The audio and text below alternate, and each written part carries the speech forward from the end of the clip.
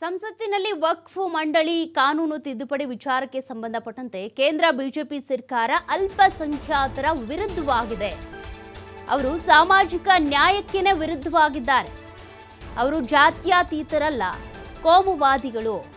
ಅದಕ್ಕಾಗಿಯೇ ಈ ರೀತಿ ತಿದ್ದುಪಡಿ ತರ್ತಾ ಇದ್ದಾರೆ ಅಂತ ಸಿಎಂ ಸಿದ್ದರಾಮಯ್ಯನವರು ಕಿಡಿಕಾರಿದ್ದಾರೆ.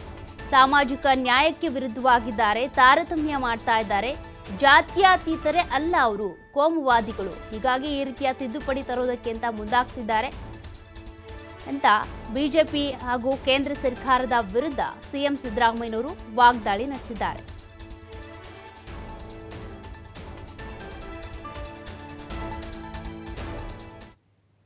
Present a bill today in Parliament which will curtail the rights of the Waqf Board.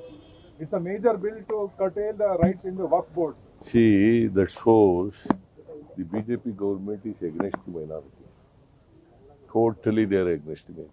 NDA government is now, it is not a BJP government, it is NDA government. NDA government is totally against the minorities in this country. They are not for secularism. They are not for social justice. We have been telling people of the country that they are communal parties, they are fascists. That's why they are doing it. Present a bill today in Parliament which will curtail the rights.